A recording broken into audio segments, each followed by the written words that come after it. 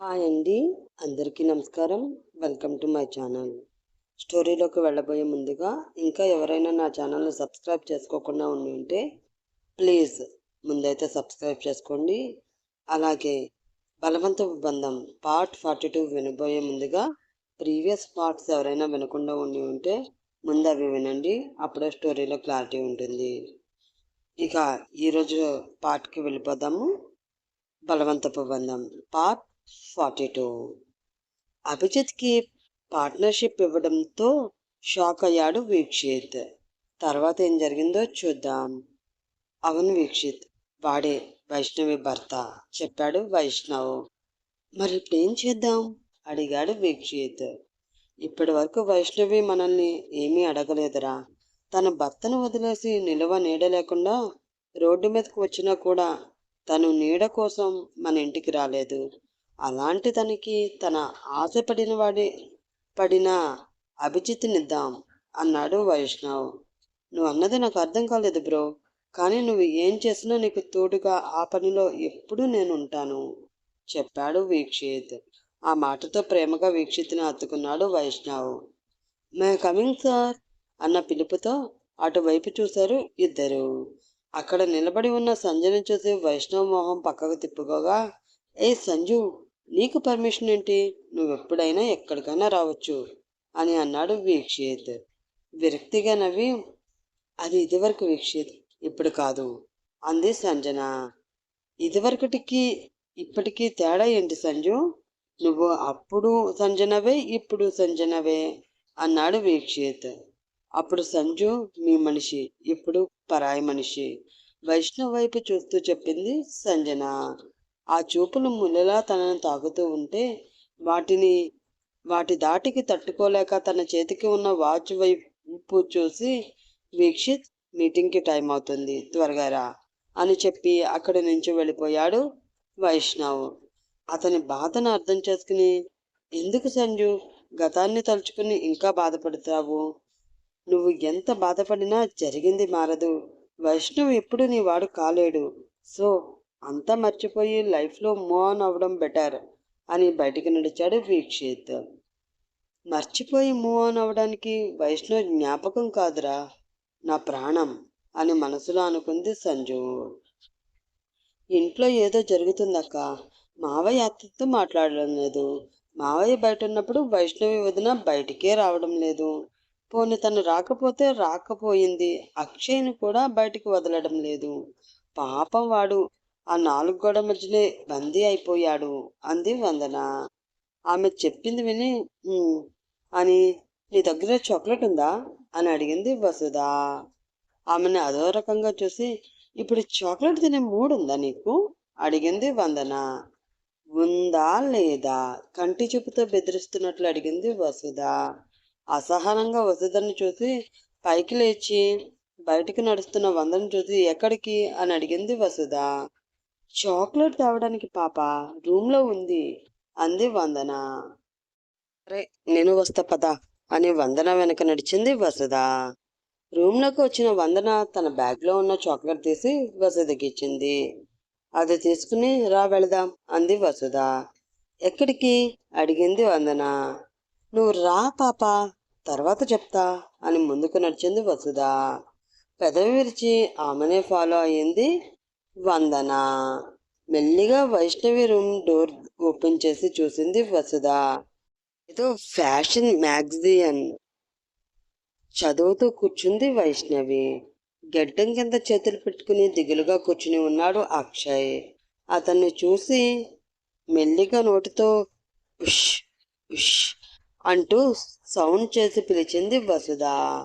ఆమె చేస్తున్న సౌండ్ వినిపించుకుని వసుధ వైపు తిరిగిన అక్షయ్కి తన చేతిలో ఉన్న చాక్లెట్ చూపించింది. అది చూసి తన పెదవులు చప్పరించుకున్నాడు అక్షయ్. బయటికి రా, చాక్లెట్ ఇస్తా మెల్లిగా పెదవులు కదిపింది వసుధ.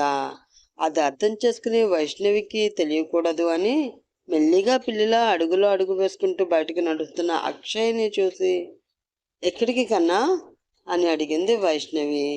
ఆమె అలా అడగడంతో అక్షయ్ అడుగులు ఆగిపోగా వందన వసుధలు ఆమె ఎక్కడ వాళ్ళని చూస్తుందా అని కంగారుగా డోర్కి దూరంగా జరిగారు. తనలో భయాన్ని దాచుకుంటూ ఐ వాజ్ హంగ్రీ మామ్, గ్రాండ్ మాని అడిగి తినడానికి ఏమైనా తెచ్చుకుంటా అన్నాడు అక్షయ్. ఓకే, జాగ్రత్తగా వెళ్ళు. ఎట్టి పరిస్థితుల్లోనూ తాతయ్యకి కనిపించకు. నువ్వు కనిపిస్తే తాతయ్యకి కోపం వస్తుంది చెప్పింది వైష్ణవి. ఓకే మామ్ అని చెప్పి ఆ గది నుండి బయటికి పరుగు పరుగున వచ్చి వసుధ ముందు నిలబడ్డాడు అక్షయ్. హాయ్ అక్షయ్ అని అంటూ అతన్ని ఎత్తుకుని నీకు చాక్లెట్ కావాలా అని అడిగింది వసుధ. హా అత్త అంటూ తల ఊపుతూ చెప్పాడు అక్షయ్. చాక్లెట్ ఇస్తాను కానీ మమ్మీ చూస్తే తిడుతుంది కదా అంది వసుధ. మమ్మీ చూడకుండా తింటాను ముద్దు ముద్దుగా చెప్పాడు అక్షయ్.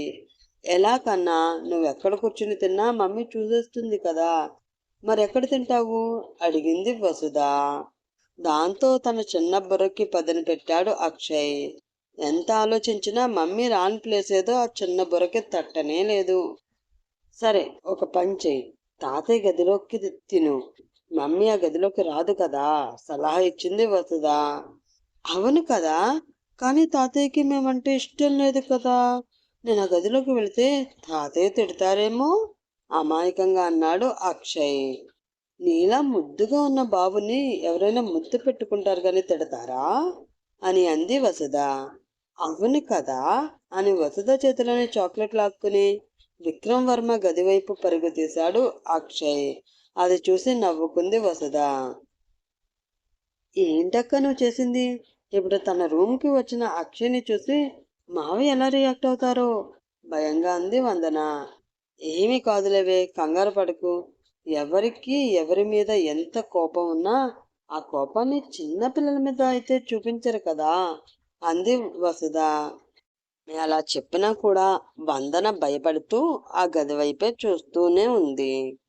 కాలేజీకి వచ్చిన నీరజ్, వర్షిత ఇంకా రాకపోవడంతో ఏంటి మేడం గారికి ఆటో దొరకలేదా ఏంటి అని అనుకుంటూ కాలేజ్ గేట్ వైపు చూస్తున్నాడు. అప్పుడే గేట్ నుంచి కాలేజీ లోపలికి వస్తూ కనిపించారు సోని, వర్షిత. వారిద్దరిని చూసి ఇద్దరు ఒకేసారి తగలబడాలా అని మనసులో అనుకున్నాడు నీరజ్. అతన్ని చూసి వర్షిత మొహం పక్కకు తిప్పుకోగా సోని పరుగున వచ్చి అతన్ని అల్లుకుపోయింది. అది చూసిన వర్షిత ఒళ్ళు మండిపోయింది. నీ మబ్బు మొహానికి నా నీరజ్ కావాలా ముష్టి మొహం దానా అని మనసులో తిట్టుకుంటూ కోపంగా వాళ్ళని చూస్తూ ఉంది వర్షిత. ఇన్ని రోజులు ఏమైపోయావు నీరజ్, నేను ఎంత మిస్ అయ్యానో తెలుసా బొంగమూతి పెట్టుకుని అడిగింది సోని. ఊరి దీనాసాలో అని మనసులో అనుకుంటూ కోపంగా నీరజ్ వైపు చూసింది వర్షిత. ఆమె చూపుకి భయపడి సోనికి కొంచెం దూరం జరిగి ఏదో పనుండి రాలేదులే అని ముక్తసరిగా సమాధానం చెప్పాడు నీరజ్.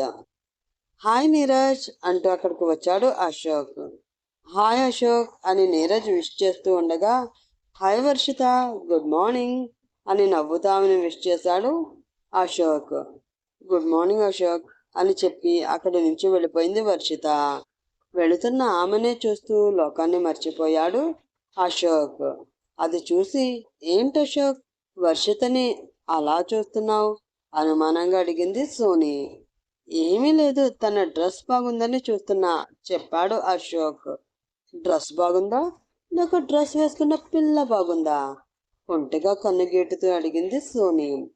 పెళ్ళేమిటి, అలాంటిదేమీ లేదు కొంచెం బ్లష్ అవుతూ చెప్పాడు అశోక్. ఉందో లేదో నీ మొహం చూస్తే తెలుస్తుందిలే నవ్వుతూ అంది సోని. అబ్బా ఉండు సోని, నువ్వు మరీ అంటూ సిగ్గుపడుతూ అక్కడి నుంచి వెళ్ళిపోయాడు అశోక్. అతను సిగ్గు చూసి కోపంగా పళ్ళు కొరుక్కున్నాడు నీరజ్. నీరజ్ కోపంగా ఉండడం చూసి ఏంటి నీరజ్ ఏమైంది అని అడిగింది సోని. ఏమీ లేదులే కానీ క్లాసుకి టైం అవుతుంది పదా అని అన్నాడు నీరజ్. చాక్లెట్ తీసుకుని విక్రమ్ వర్మ గదిలోకి వెళ్ళాడు అక్షయ్. గదిలో కూర్చుని బుక్ చదువుతున్న విక్రమ్ వర్మ తన గదిలోకి ఎవరో వచ్చినట్లు అనిపించి తలెత్తి చూశాడు. తన ఎదురుగా నిలబడిన అక్షయ్ని చూసి కోపంగా మొహం పక్కకు తిప్పుకుని ఏంటి అని అడిగాడు విక్రమ్ వర్మ. ఒక 10 నిమిషాలు నీకు గది కావాలి ఓల్డ్ మ్యాన్ అన్నాడు అక్షయ్. నా గది నీకెందుకు అడిగాడు విక్రమవర్మ. చాక్లెట్ తినాలి చెప్పాడు అక్షయ్. ఏంటి, చాక్లెట్ తినడానికి నీకు నా గదే కావాలా? ఏ, ఇంత పెద్ద ఇంట్లో చాక్లెట్ తినడానికి వేరే ప్లేసే దొరకలేదా? అడిగాడు విక్రమవర్మ. గదిలో లేకే బోలెడు గదులు ఉన్నాయి, కానీ ఆ గదిలోకి మమ్మీ వచ్చేస్తుంది. ఈ ఒక్క గదిలోకి మమ్మీ రాదు చెప్పాడు అక్షయ్. మీ మమ్మీ వస్తే ఏం చేస్తుంది? అడిగాడు విక్రమవర్మ. Mummy very bad. నేను చాక్లెట్ తినడం చూస్తే నన్ను కొడుతుంది. ఎప్పుడు చూసినా పెద్ద నోరేసుకుని నీలా అరుస్తూ ఉంటుంది చెప్పాడు అక్షయ్.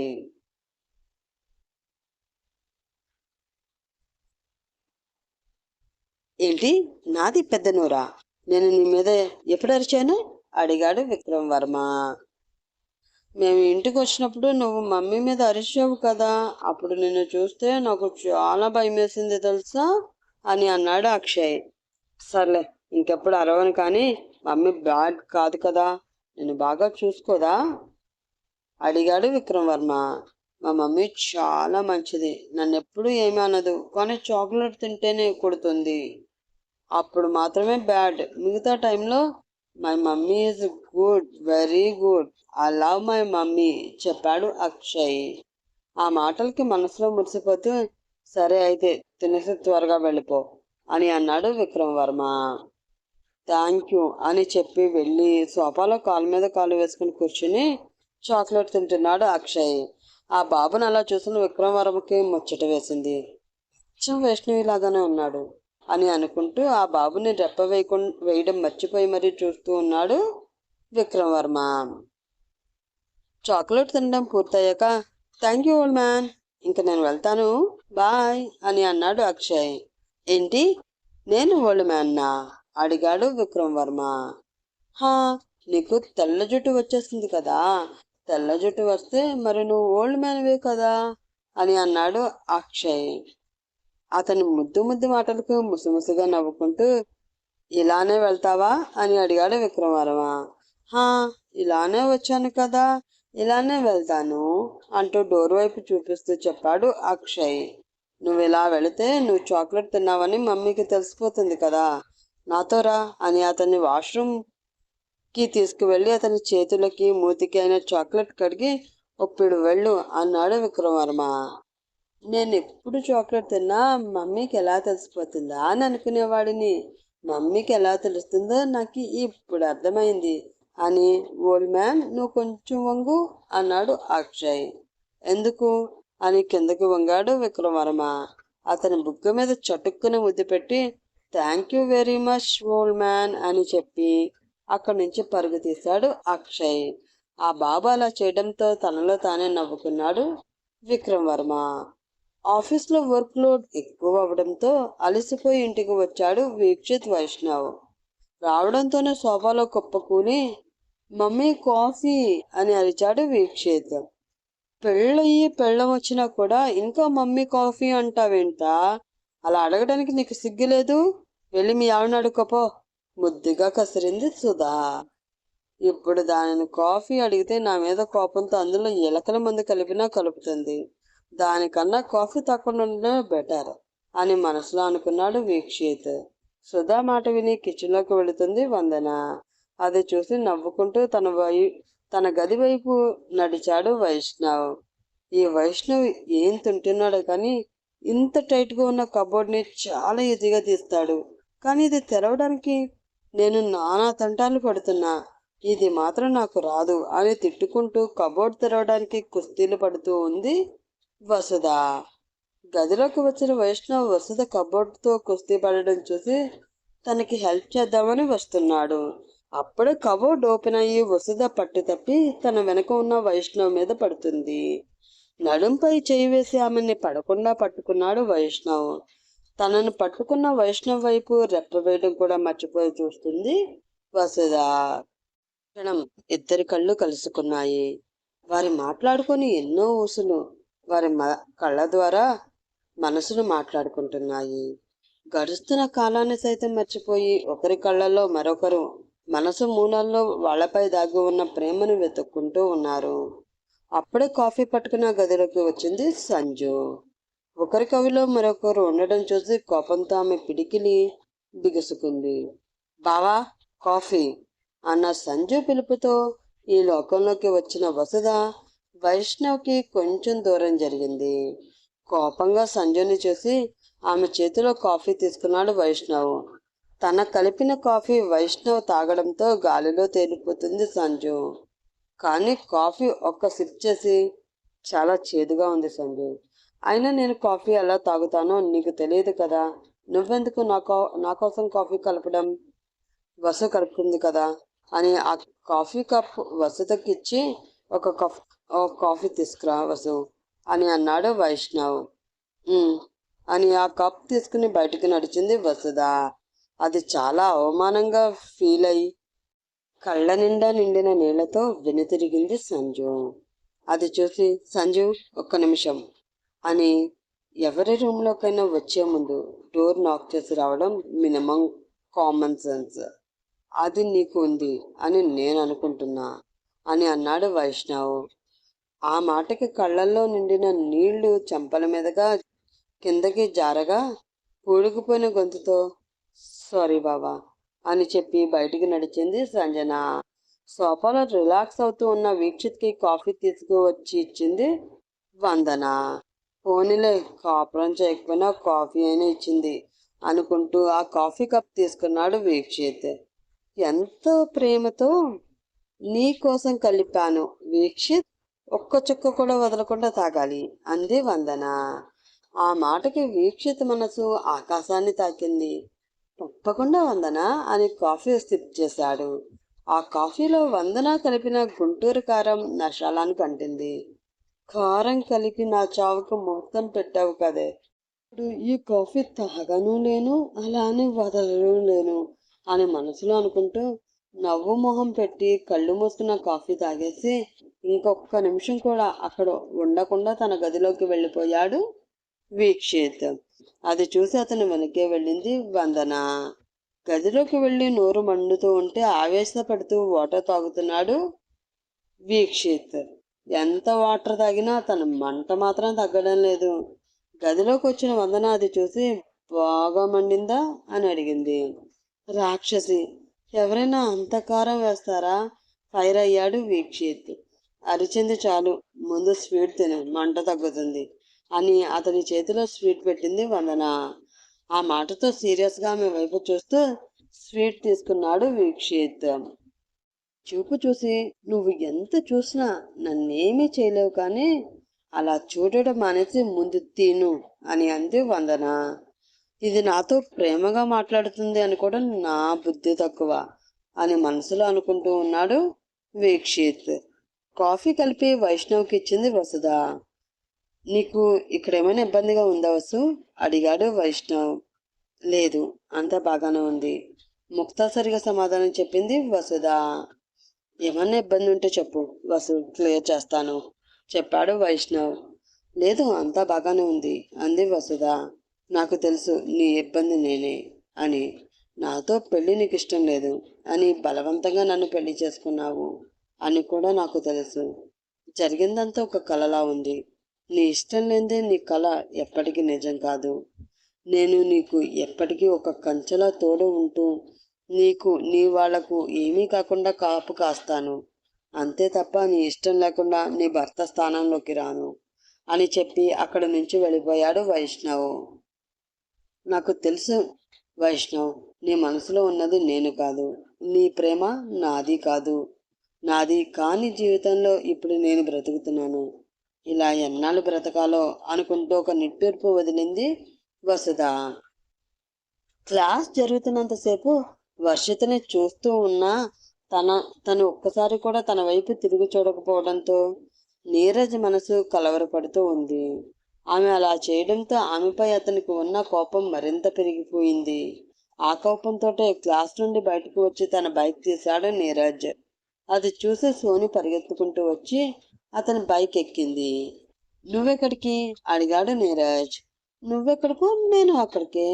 పోనీ బాస్ నవ్వుతూ అంది సోని. అప్పుడే వర్షిత బయటకు రావడం చూసి ఫాస్ట్గా బైక్ పోనిచ్చాడు నీరజ్. అది చూసిన వర్షిత కళ్ళలో నీళ్లు తిరిగాయి. వాటిని బయటికి రానివ్వకుండా ఆపుతూ కాలేజీ బయటికి వెళ్ళి ఆటో కోసం వెయిట్ చేస్తున్న వర్షిత ముందు వచ్చి ఆగింది అశోక్ బైక్. అతను చూసి చిన్నగా నవ్వింది వర్షిత. రా వర్షిత, నేను డ్రాప్ చేస్తాను అన్నాడు అశోక్. అశోక్ బైక్ వర్షిత ఎక్కుతుందా ఏమో, నెక్స్ట్ ఎపిసోడ్లో తెలుసుకుందాం. అప్పటి వరకు వెయిట్ చేస్తూ ఉండండి. అలాగే ఇదే ఛానల్లో ప్రసారం అవుతున్న కాంట్రాక్ట్ మ్యారేజ్ని కూడా ఒక లుక్ వేయండి. ఆ సిరీస్ కూడా మీకు బాగా నచ్చుతుందని నేను అనుకుంటున్నాను. ఇంకా సెలవు తీసుకుంటాను మరి. Bye friends.